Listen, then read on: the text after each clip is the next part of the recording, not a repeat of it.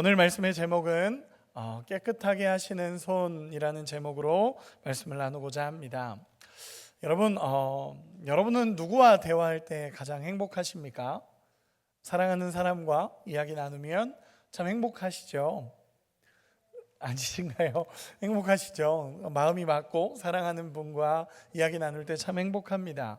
그리고 저도 사랑하는 사람과 이야기를 나눌 때가 참 좋은 것 같습니다. 그리고 성경을 읽다 보니까 예수님과 참 대화하고 예수님과 이야기하면 정말 좋겠다라는 생각을 할 때가 참 많습니다. 제가 하나님 나라를 사모하는 이유 중에 하나도 나중에 천국 가서 예수님 말씀 들으면 참 행복하겠다라는 생각이 많이 들었습니다. 그냥 성경을 읽기만 해도 참 좋고 성경에서 하시는 하나님의 음성을 이렇게 듣기만 해도 참 좋은데 나중에 진짜로 예수님의 말씀을 직접 듣는 그날에 참 행복하겠다라는 생각이 들고 성경을 읽다 보면 그 당시 사람들, 그 시대를 살았던, 예수님의 시대를 살았던 그분들이 예수님의 음성을 들었을 때 얼마나 행복할까, 얼마나 좋았을까라는 생각도 해보게 됩니다. 오늘 말씀으로 이제 들어갈 때 오늘 말씀에 보면요, 예수님께서 산에 올라가셔서 말씀을 계속 전하시는 장면들이 이제 오늘 본문 이전 본문들에 나옵니다. 그것을 뭐라고 하냐면 우리가 잘 아는 용어로 산상수훈이다 라고 이야기합니다. 그 장면이 마태복음 5장에서 마태복음 7장까지의 내용입니다. 우리 마태복음 5장 1절 같이 한 번만 읽어보도록 하겠습니다. 같이 읽겠습니다. 시작. 예수께서 무리를 보시고 산에 올라가 앉으시니 제자들이 나온지라. 아멘. 예수님이 제자들과 함께 그리고 무리들이 있는데 산에 올라가셨습니다. 그리고 앉으셔서 거기서 말씀을 예수님께서 전하기 시작합니다. 여러분, 그게 산상수훈이라는 말씀인데 마태복음 5장에서 7장까지 나타난 말씀입니다. 근데 이 말씀들은요, 너무 위대하고 아름다운 말씀이 많습니다. 우리가 알고 있는 예수님의 정말 절대적인 정말 아름다운 그 음성들이 사실 여기서 굉장히 많은 부분이 나옵니다. 예를 들어서 팔복의 말씀이 여기에 있습니다. 예수님의 시작이 심령이 가난한 자는 복이 있나니 천국이 그들의 것임이라 라고 예수님 얘기하십니다. 여러분, 그 말씀은요 굉장히 충격적인 말씀이었습니다. 그 당시 사람들은요 부자가 복이고 건강한 게 복이고 능력 있는 게 복이라고 생각했는데 예수님께서 처음으로 시작하면서 하셨던 말씀은 그게 복이 아니라는 겁니다. 그게 복이 아니라 심령이 가난해서 하나님을 볼 수 있다면 그게 복인 거고, 애통하며 하나님을 볼 수 있다면 그게 복인 거고, 정말 가슴을 두드리더라도 하나님을 볼 수 있다면 그게 복이다라고 성경에서는 예수님은 계속 가르치시는 것입니다. 거기에다가 우리가 잘 알고 있는 말씀, 너희는 세상의 빛이다, 너희는 세상의 소금이다 라는 말씀이 여기서 나온 말씀입니다. 정말 가난하고 정말 하루하루 어떻게 살아야 될지 모르는 그들의 인생에 너희가 세상의 빛이고 너희가 세상의 소금이다 라고 외치는 예수님의 말씀들입니다. 또 원수를 사랑해라, 주기도문 말씀들, 구하라, 찾으라, 두드리라, 이 말씀 다 마태복음 5장에서 7장까지 산상수훈에 나타난 말씀들입니다. 예수님이 수많은 말씀을 쏟아내십니다. 여러분, 그 말씀을 예수님이 막 이야기하셨을 때 사람들 얼마나 좋았겠습니까? 정말 그들은 기쁨이 있었을 겁니다. 예수님의 말씀을 듣고 너무너무 행복했을 거고 너무너무 좋았을 것입니다. 예수님과 눈 마주치면서 말씀을 들었을 때 얼마나 달랐을까요? 그 말씀이 능력으로 그들에게 다가갔을 것입니다. 여러분, 이 말씀, 예수님의 말씀을 이렇게 들을 때 참 행복했겠다, 그 말씀을 들었을 때 참 행복했겠다라는 생각이 들었습니다. 여러분도 말씀을 듣고 행복한 은혜가 있기를 소망합니다. 가끔 제가 장난처럼 이야기하는데 그런 생각을 한번 해봅니다. 막 그 노래하는 가수들이나 이렇게 하면은, 가수들 노래하면 앵콜 하잖아요. 근데 설교에는 왜 앵콜이 없을까? 만약 앵콜 하셨으면 끌려 나가실 겁니다. 왜 없을까라는 생각을 해봅니다. 그런데 한번 상상해 보면 예수님의 말씀을 전했을 때, 예수님 전하셨을 때 더 듣고 싶지 않았을까? 그래서 예수님 더 해주세요 하다가 예수님 이렇게 많은 말씀들을 다 부어주시지 않았을까라는 생각을 해보게 됩니다. 그리고 나서 예수님께서 마태복음 5장에서 7장까지의 산상수훈을 마치시고 오늘 본문은 이제 산에서 내려오시는 장면으로 시작이 됩니다. 산에 올라가셨던 예수님이 산에서 내려오십니다. 우리 8장 1절 같이 한 번만 읽어보겠습니다. 8장 1절입니다. 시작. 예수께서 산에서 내려오시니 수많은 무리가 따르니라. 아멘. 제 마음과 같이 예수께서 산에서 내려오실 때 수많은 무리가 예수님을 쫓기 시작합니다. 예수님의 음성을 듣고 예수님의 말씀을 듣고 너무 행복한 겁니다. 너무 행복해서 수많은 사람들이 예수님을 따르기 시작합니다. 옆에서 막 예수님 최고, 예수님 짱 막 그러면서 정말 막 따랐겠죠. 예수님 진짜 대단하세요. 그러면서 옆에서 수많은 사람들이 함께 내려오고 있는 장면입니다. 그런데 갑자기 예수님의 그 좋은 분위기, 정말 행복한 분위기, 예수님의 말씀 듣고 너무너무 행복해졌던 그 분위기에 찬물을 쫙 끼얹는 듯한 사건이 일어납니다. 우리 2절 같이 한 번만 읽어보겠습니다. 2절입니다. 시작. 한 나병 환자가 나와 절하며 이르되 주여 원하시면 저를 깨끗하게 하실 수 있나이다 하거늘. 아멘. 멀리서 예수님과 함께 이 수많은 무리들이 즐거워하면서 내려오고 있는데 갑자기 한 나병 환자가 뛰어와서 예수님 앞에 착 엎드리는 겁니다. 그리고 예수님 앞에 절하는 상황이 벌어집니다. 여러분, 이 상황은 일반적인 상황이 아닙니다. 사실 마태복음이 개역개정판 우리가 읽고 있는 성경에서는 기록이 안 되어 있지만 원어적인 표현은 어떤 기록이 되어 있냐면 그리고 보라라는 이 감탄사처럼 이렇게 나타난 단어가 있습니다. 그게 뭐냐면 엄청난 사건이 일어났다라는 표현입니다. 엄청난 사건이 일어났다라는 표현으로 놀람을 표현하는 단어가 들어가 있습니다. 즉, 이 마태복음에 기록된 이 사건은 너무 충격적인 사건이다라고 표현이 된 겁니다. 이 충격적인 게 뭐냐면 나병 환자가 사람들 앞에 나왔다는 것 자체가 충격이라는 것입니다. 여러분, 이 나병 환자는요, 사람들과 접촉하면 안 되는 사람입니다. 사람이 사는 마을에 들어오면 안 되고 사람이 있으면 피해야 되는 사람이 나병 환자입니다. 여러분, 나병 환자라는 건요, 다른 질병들에 걸린 사람은 그래도 부정한 자이지만 그렇다고 해서 그 부정함이 막 옵는다 이런 느낌은 아닙니다. 그런데 이 나병 환자는요, 부정함 중에서도 가장 끝에 있는 사람입니다. 부정한 사람 중에 부정한 사람이고 정말 더러운 사람 중에 더러운 사람이라고 평가받는 사람이 그 사람입니다. 그래서 이 나병 환자는 그 부정함의 끝자락에 있는 사람이라고 그 시대 사람들은 평가했습니다. 이 나병에 대해서 제가 간단하게만 설명을 하면 이 나병이라는 단어는 레프로스라는 헬라어 단어를 쓰는데 이 단어는 심한 전염성이 있는 피부병을 의미합니다. 우리로 얘기하면 문둥병자라고도 표현을 하는 거죠. 그런 표현처럼 심한 전염성이 있는 병입니다. 이 살점이 자꾸 떨어져 나가는 병이 끔찍한 병이죠. 살점이 떨어져 나가고 살이 썩어 들어가고 정말 전염성이 있어서 사람들이 옮을 수 있는 그런 병입니다. 그러다 보니까 그 시대 사람들은 이 병을 어떻게 여겼냐면 죄와 그로 인한 죽음을 상징하는 병이다라고 기록을 했습니다. 사람들은 나병 걸린 사람을 죽은 사람으로 취급했고 하나님의 심판을 받은 사람이라고 평가를 했습니다. 또 그러다 보니까 철저하게 이스라엘 공동체에서 제외된 사람입니다. 그래서 그 사람들은요, 성문 밖에서 지정된 구역에만 살아야 됐었습니다. 거기서 살아야 되고 이를 어겼을 때는 죽을 수도 있는 사람들, 돌에 쳐서 죽여도 괜찮은 자가 이 나병 환자들이었습니다. 사회로부터 철저하게 격리되는 사람이었습니다. 그리고 나병 환자는 사람들과 접촉해서도 안 됐습니다. 왜냐하면 접촉하면 그 사람도 부정한 사람이 됩니다. 심지어 나병 환자의 옷자락만 만져도 그 사람은 부정한 사람으로 취급해서 이 사람은 회개해야 되고 부정한 사람이라고 평가됐습니다. 그러다 보니까 절대로 사람들이 있는 자리에 들어와서도 안 되고 전혀 인적이 없는 곳에 가서 살아야 되는 사람이었습니다. 그리고 더 끔찍한 건요, 우리 레위기 13장 45절 띄워주시면 한 절만 읽어보도록 하겠습니다. 같이 읽겠습니다.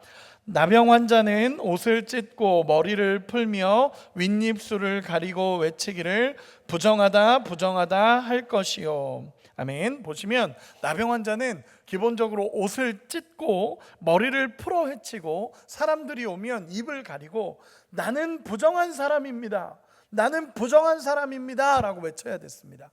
왜냐하면 그래야 사람들이 안 오니까. 내가 나병 환자라는 것을 사람들한테 알려야 됐습니다. 그런데 그 표현이 나는 부정한 사람입니다, 나는 부정한 사람입니다 하면서 외쳐야 됐다라는 것입니다. 거기다가 나병 환자는 구걸하는 것도 허용이 안 됐습니다. 여러분, 다른 병자들은 다 구걸하는 게 허용이 됐습니다. 왜냐하면 먹고 살아야 되니까. 안진뱅이가 구걸하는 거, 소경이 구걸하는 거 성경에 많이 나옵니다. 그런데 나병 환자는 안 됩니다. 왜냐하면 전염성이 있기 때문에 그렇습니다. 그래서 이 사람은 쫓겨나서 구별돼서 살아가는 사람들입니다. 이 성 안으로 들어오면 안 된다라고 말했던 사람이 나병 환자들입니다. 그들의 심리적인 무너짐과 사회적인 격리는 상상을 초월하는 겁니다. 유대인들은 나병 환자를 보면 저 사람이 왜 여기 있냐 그러면서 돌로 쳐서 죽여도 괜찮은 사람이 그런 사람이었습니다. 왜냐하면 부정함의 끝자락에 있었고 이 부정함을 옮기는 사람이라고 생각을 했기 때문에 그들은 밖에 나가서 살아야 됐습니다. 나병에 걸리는 순간 가족들을 만질 수도 없고요, 손을 잡을 수도 없고요, 가족들과 함께 할 수도 없고요, 나병이 발병되는 순간 그 사람은 쫓겨났습니다. 여러분, 그 중에 가장 큰 문제는 뭐냐면 다른 사람이 자신을 바라보는 시선도 문제인데, 나병 환자, 내 마음에 내 몸에 나병이 발병되는 순간 그 나병에 걸린 사람도 하나님은 나를 버렸고 하나님은 나를 심판하셨고 내가 이 죄 때문에 고통당하고 있구나 라는 것으로 인식하기 시작합니다. 제일 큰 문제는 내가 하나님 앞에 저주받은 자라는 인식이 그 나병 환자에게 들어오기 시작합니다. 아, 내 죄 때문에 이런 병이 생겼구나. 그리고 스스로 나가서 그 격리돼서 살아가는 인생이 돼버린 것입니다. 그런데 이런 나병 환자, 이런 정말 절망적일 수밖에 없는 나병 환자가 예수님 앞에 나온 겁니다.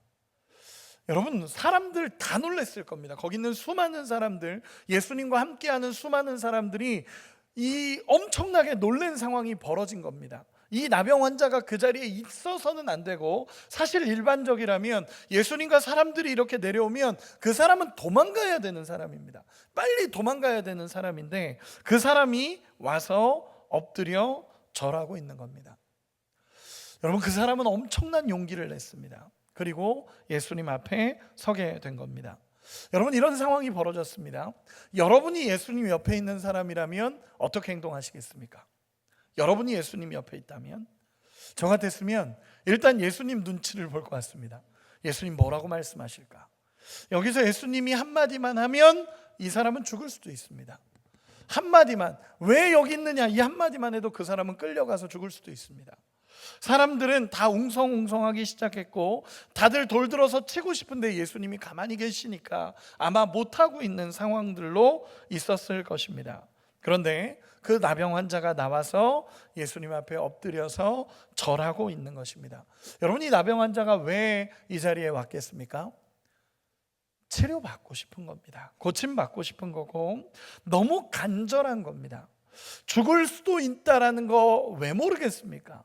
그는 그 앞에 서는 순간, 사람들 앞에 서는 순간 그가 죽을 수도 있다라는 걸 알고 있지만 그 마음에 간절함이 있고 너무 큰 간절함을 가지고 예수님 앞에 지금 선 겁니다. 그리고 예수님에 대한 신뢰가 있기 때문에 그 자리에 선 겁니다. 이분이 낫게 해줄 수 있다라는 확신이 있었기 때문에 그 자리에 선 겁니다. 생명을 걸고 그 자리에 나왔습니다. 그리고 2절 이렇게 고백합니다. 우리 같이 한 번만 읽어보겠습니다. 2절입니다. 시작. 나병 환자가 나와 절하며 이르되 주여. 아멘. 나병 환자가 이렇게 이야기합니다. 주여, 원하시면 저를 깨끗하게 하실 수 있습니다 라고 이야기합니다. 저는 이 말에 처음 마음은 굉장히 놀랐습니다. 왜냐하면 예수님 앞에 가서 예수님 가능하시다면 저를 깨끗하게 하실 수 있습니다. 예수님 혹시 방법이 있으시다면 저를 깨끗하게 하실 수 있죠? 라고 물어본 게 아니라 주님 원하시면 저를 깨끗하게 하실 수 있습니다. 주님이 마음만 먹으시면 저 깨끗하게 하실 수 있습니다. 여러분, 이 나병 환자는요 예수님의 능력을 믿고 있었습니다. 와서 가능하시다면 예수님 방법이 있다면 저 좀 깨끗하게 해주십시오, 이게 아니라 예수님이 마음만 먹으면 깨끗하게 하실 수 있다는 거 이 나병 환자가 알고 있는 겁니다. 믿음이 있었습니다. 그래서 예수님 앞에 가면 분명히 나을 수 있다는 확신을 가지고 이 자리에 나온 것입니다. 이 확신이 어디서 왔을까라고 보면 마태복음 4장 23절에서 25절 띄워주시면 우리 같이 한 번만 읽어보겠습니다. 같이 읽겠습니다. 시작.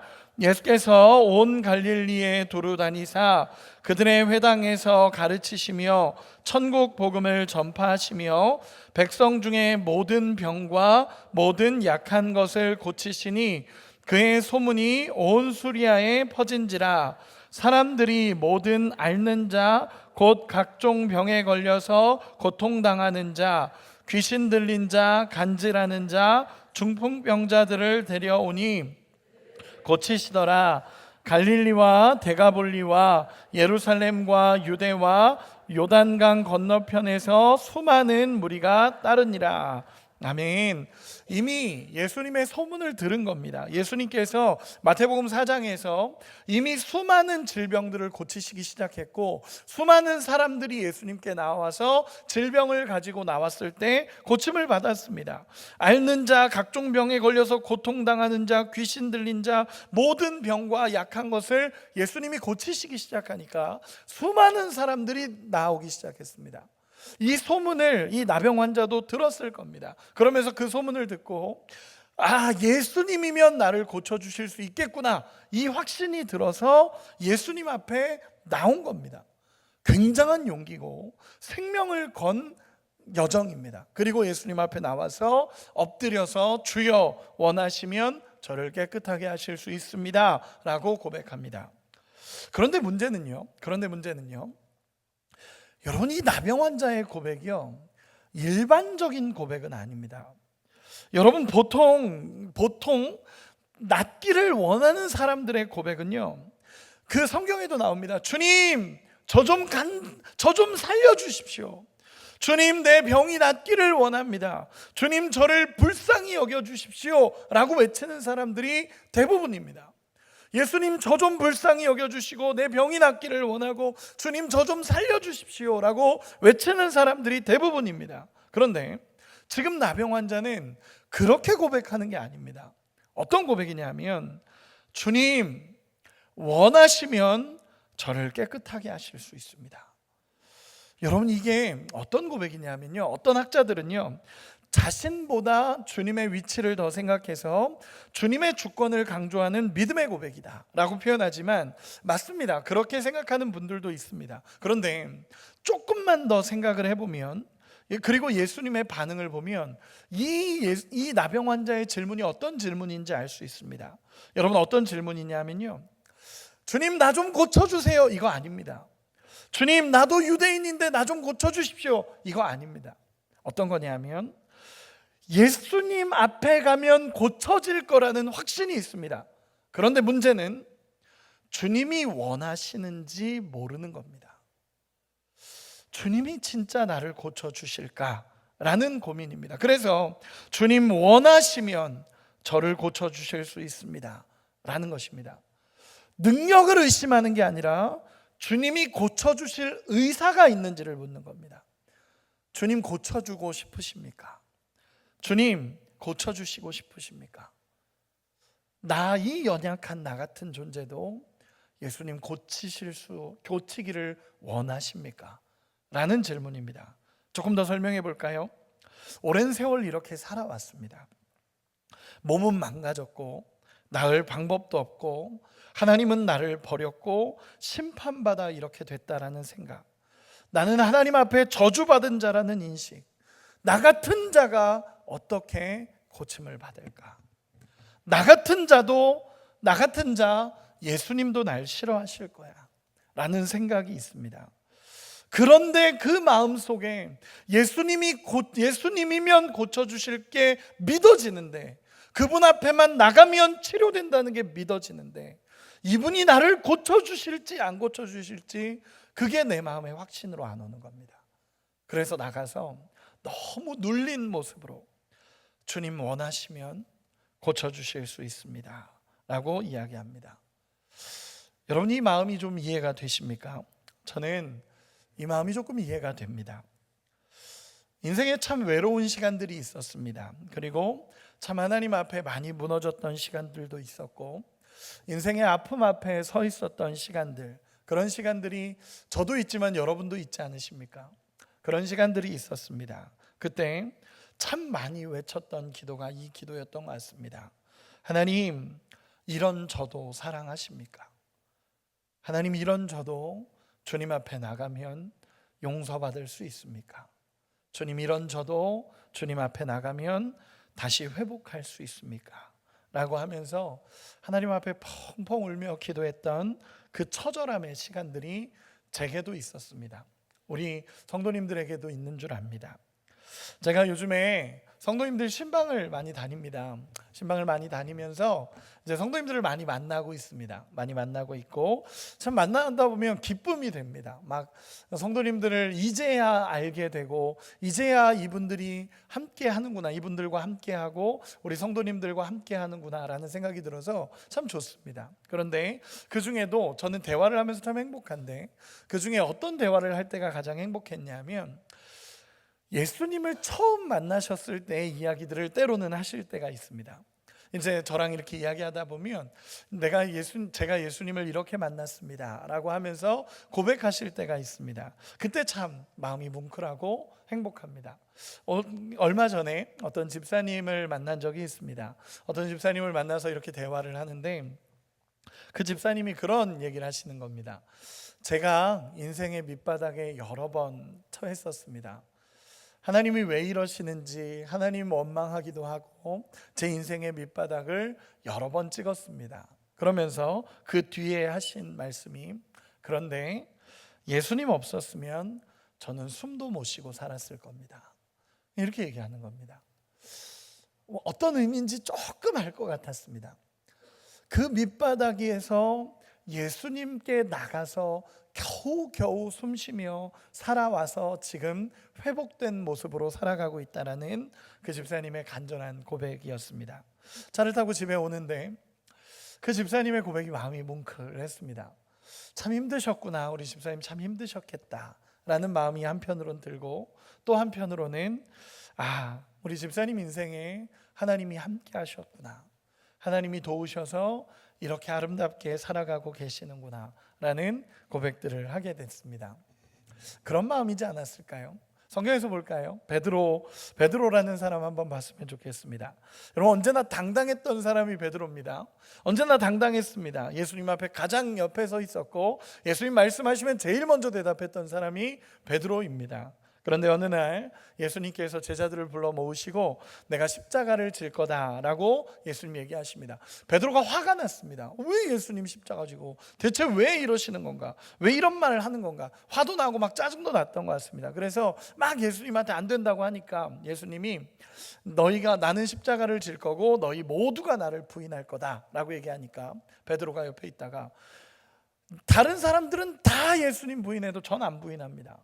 다른 사람 다 배신해도 난 예수님 배신 안 해요 라고 얘기합니다. 그러자 예수님이 넌 3번 날 버릴 거다 이렇게 얘기하십니다. 그리고 그 말씀대로 베드로는 3번 예수님을 부인합니다. 그냥 부인한 게 아닙니다. 예수님 욕하고 저주하면서 나 예수님 몰라, 그 사람 누구야 하면서 욕하고 저주했던 사람이 베드로입니다. 베드로의 인생은 사실 성경에서 거기까지만 나와도 됩니다. 거기까지만 나와도 됩니다. 그런데 중간에 과정이 있지만 어쨌든 예수님은 베드로를 찾아가십니다. 그리고 예수님께서 물어보십니다.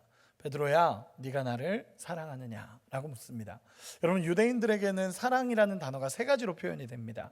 아가페라는 단어, 필레오라는 단어, 에로스라는 단어, 이 세 가지로 표현이 되는데, 아가페라는 단어는 정말 헌신적인 사랑을 얘기하는 단어고, 필레오라는 단어는 친구 간의 우정, 그렇지만 정말 뜨거운 사랑을 이야기하는 거고, 세 번째는 에로스, 육체적인 사랑을 이야기하는 단어입니다. 근데 예수님이 베드로에게 세 번 물어보실 때 이렇게 물어보십니다. 아가페로 물어보십니다. 베드로야, 네가 나를 사랑하느냐? 라고 아가페로 묻습니다. 그러자 베드로가 이렇게 대답합니다. 필레오로 대답합니다.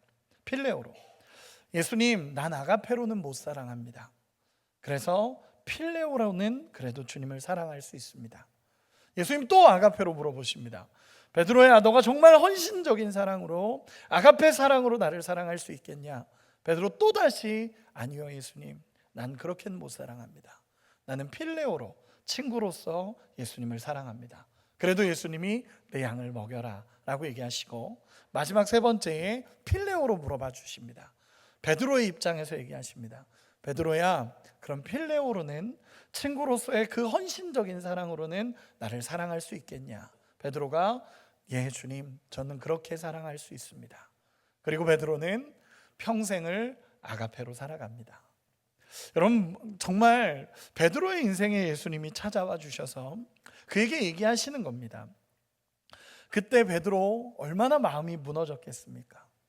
예수님 아가페로 사랑하고 예수님밖에 없다라고 말했던 인생인데 너무나 허무하게 무너져버린, 예수님 배신하고 저주했던 그에게 예수님 찾아오셔서 물어봤을 때, 나 같은 자가 어떻게 예수님 사랑할 수 있겠습니까?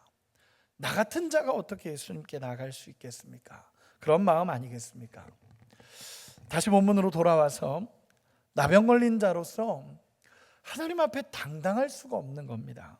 그래서 나같이 저주받은 자가 주님 앞에 어떻게 당당할 수 있겠습니까? 그런데 회복하고 싶고 낫고 싶은 마음으로 예수님 앞에 나오긴 나왔는데, 예수님도 나를 사랑하시고 예수님도 나를 고쳐주고 싶은지에 대한 확신이 없는 겁니다.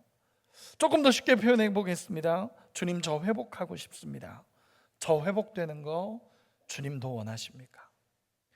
주님, 저 정말 회복하고 살고 싶은데 주님, 제가 회복되는 거 주님도 원하십니까? 라고 물어봅니다. 여기까지가 나병 환자의 질문입니다. 나병 환자의 이야기입니다.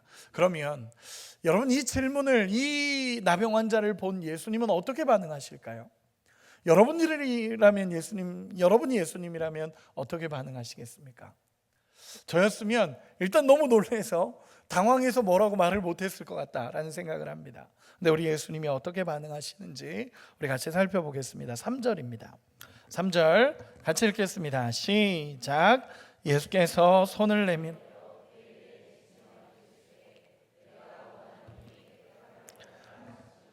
즉시 그의 나병이 깨끗하여 진지라. 아멘. 여러분, 나병 환자 부정한 사람입니다. 부정함의 끝에 있었던 사람입니다. 부정함 중에서도 제일 끝자락에 있었던 사람이 나병 환자입니다. 그런데 1차적으로만 보더라도 너무 더러운 사람입니다. 옷 다 찢어져 있고요, 머리 풀어헤치고요, 냄새나고 더러운 사람입니다. 여러분, 몸에 고름 다 나서 피부병, 그 고름들 냄새나고 이런 사람입니다. 1차적으로만 봐도 그렇습니다. 그런데 예수님이 이렇게 반응하십니다. 손을 내밀어 그에게 대시며 이르시되. 여러분, 예수님께서 손을 대십니다. 제가 앞에서 이야기한 것처럼 나병 환자의 옷만 만져도 부정한 사람이 됩니다. 여러분, 예수님 모르셨을까요?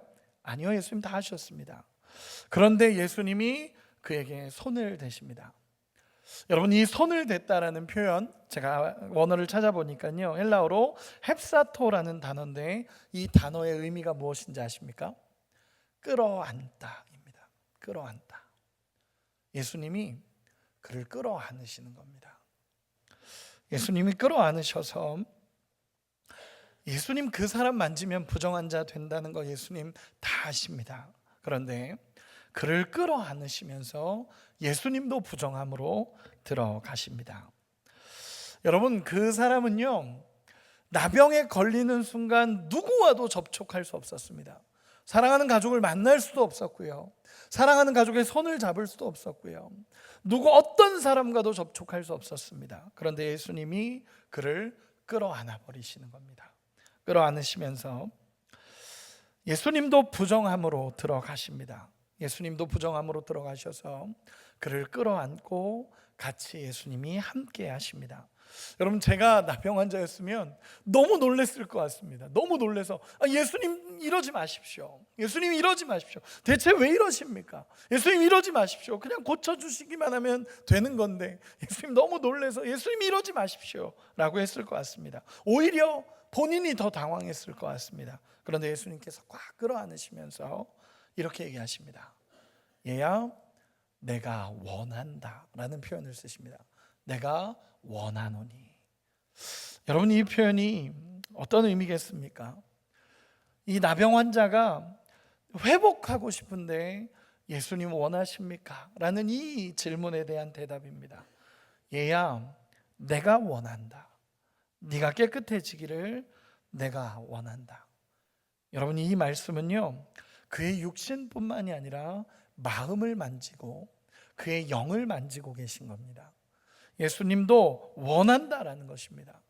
나는 저주받은 자, 나는 하나님이 버린 자, 하나님이 나를 버려서 나는 이렇게 됐는데 내가 이런 모습이 회복되기를 원하는데 이 모습 회복되는 거 예수님 원하십니까? 내가 원한다. 나는 네가 회복되기를 원한다 라고 말씀하시며 그를 꽉 끌어안습니다. 그리고 한마디 이야기하십니다. 깨끗함을 받으라. 우리 2절 3절 다시 한 번만 읽어보겠습니다. 3절 다시 한 번만 읽겠습니다. 이 말씀을 생각하며 같이 읽겠습니다. 시작. 예수께서 손을 깨끗함을 받으라 하시니 즉시 그의 나병이 깨끗하여 진지라. 아멘. 여러분, 예수님이 이렇게 얘기하십니다. 꽉 끌어안으시면서 깨끗함을 받아라. 내가 원하노니 깨끗함을 받아라. 예수님 하나님이십니다. 그가 가지고 계셨던 하나님의 저주를 받았다라는 생각, 나병 환자가 가지고 있었던 그 생각, 하나님이 책망하심으로 나병에 걸렸다는 모든 것을 깨뜨려 버리십니다. 그리고 내가 원하노니 깨끗함을 받으라. 그리고 그 나병이 깨끗해졌다라고 선언하고 있습니다. 예수님이 그의 부정함으로 들어가셔서 그 정결한 분이 부정함으로 들어가셔서 그 부정을 함께 하시고 거기서 깨끗함을 선언해 버리십니다. 그러자 그 부정함이 완전히 깨끗해져 버립니다. 여러분, 이분이 우리 예수님이십니다. 여러분, 믿으십니까? 이런 분이 우리 예수님이십니다. 우리의 아픔, 우리의 모든 문제 예수님 다 아십니다. 그리고 그 앞에 나아가 치유를 받게 하시는 분이 예수님이십니다. 그 부정함으로 들어가셔서 그 부정함에 함께 하시고 그 부정함 속에서 정결함을 외치시며 깨끗하게 낫게 하시는 분이 우리 예수님이십니다. 여러분, 이것이 십자가의 방법입니다. 예수님이 죄를 짊어진 자로 오셔서 죄를 담당하심으로 말미암아 우리의 모든 것을 깨끗하게 하셨다는 것을 오늘 본문을 통해서도 보여주고 있습니다. 예수님은 우리의 아픔, 우리의 질병, 우리의 문제, 우리 모든 것을 알고 계십니다. 그리고 그분 앞에 나오는 순간, 그분이 우리를 터치하시고 끌어안는 순간 모든 육체와 영적인 질병에서 해방될 줄로 믿습니다. 우리 이런 예수님을 믿고 따르는 우리가 되기를 소망합니다. 우리 옆 사람에게 이렇게 한 번만 인사합시다. 예수님 앞으로 나갑시다. 주님은 회복시키십니다. 아멘. 우리 그리고 4절 같이 읽도록 하겠습니다. 4절 예수님이 이렇게 얘기하십니다. 같이 읽겠습니다. 예수께서 이르시되 삼가 아무에게도 이르지 말고 다만 가서 제사장에게 내 몸을 보이고 모세가 명한 예물을 드려 그들에게 입증하라 하시니라. 아멘. 예수님께서 이렇게 얘기하십니다. 그가 깨끗해졌다라는 것 예수님도 알고 그 나병 환자도 알았을 겁니다. 그러자 예수님이 이야기하십니다. 이제 제사장에게 가서 그 몸을 보여주고 감사의 예물을 드리며 하나님 앞에 살아가라 라는 예수님의 명령입니다. 당시 의사가 있었습니다. 당시 의사가 있었는데 그 의사에게 보이는 것이 아니라 제사장에게 보이라고 합니다. 이 얘기는 이 나병이라는 것이 영적인 질병이었기 때문에 그렇습니다. 부정했던 모든 것이 깨끗해졌고 더러웠던 모든 것이 깨끗해졌으며 이제 나는 회복된 인생이다 라는 것을 예수님께서 보여주시는 것입니다. 여러분, 예수님 앞에 나가면 회복됩니다. 어떤 질병도 어떤 영적인 고민도 내가 어떻게 무너져 있다 하더라도 정말 예수님 앞에 나가면 회복됩니다. 두려움 가운데서, 아픔 가운데서 저주받은 자처럼 여겨지는 그 상황에서 예수님은 모든 것을 회복시키십니다. 예수님 안에 생명이 있음을 보여주신 사건이고, 예수님께 나아오는 자는 어떤 상황에서도 예수님 회복시키시겠다라는 약속입니다. 그 약속을 믿고 따르는 우리가 되기를 소망합니다. 말씀의 결론을 맺겠습니다. 여러분, 이렇게 한번 물어보고 싶습니다. 여러분, 혹시 우리 가운데 여전히 하나님 앞에 나가는 것이 자신 없고 늘 죄송스럽고 주님, 나 같은 것도 사랑하십니까? 라고 말하는 사람 있으십니까? 혹시 예수님께 나가기 부끄럽고 두렵고 정말 어려운 내 모습과 마주하게 되어서 고민하고 계신 분 혹시 있으십니까? 그런데 예수님이 이렇게 얘기하십니다. 수고하고 무거운 짐진 자들아, 다 내게로 오라. 내가 너희를 쉬게 하리라 라고 우리 예수님 말씀하십니다. 누구도 상관없습니다. 어떤 죄인도 상관없고 어떤 질병도 상관없습니다. 우리 예수님 앞에 나가서 그분 앞에 무릎 꿇고 주님이 하실 일을 바라보기 시작하면 우리 주님은 우리에게 손을 내미시고 우리 주님은 우리를 끌어안으시고 우리에게 회복을 주실 줄 믿습니다. 혹시 오늘 나병 환자 같은 심정으로 이 자리에 나온 분이 계십니까? 주님 앞에 나가는 것이 자신 없고 죄송하고 부끄럽고 늘 어려움이 되는 사람이 있으십니까? 오늘 예수님은 그런 사람들을 끌어안으시고 회복시키시겠다라고 말씀하십니다. 나병은 누구도 고칠 수 없는 병이었습니다. 그 당시 어떤 의사도 고칠 수 없었고 지금도 완벽하게 고쳐지지 않습니다. 그러나 그는 예수님의 은혜로 깨끗함을 받습니다. 나병 환자 같은 우리의 인생에 예수님 찾아와 주시고 우리의 모든 것을 고치심을 믿습니다. 그런 은혜가 우리 가운데 있기를 소망합니다. 마지막으로 혹시 예수님을 처음 만났을 때의 감격을 잃어버린 분 계십니까? 그 은혜를 사모하는 분 있습니까? 오늘 이 시간에 하나님 앞에 나가 그분의 치료하심과 그분의 회복과 그분의 음성을 듣고 다시 주님 앞에 서는 우리 모두가 되시기를 소망합니다. 우리 시간에 같이 찬양하고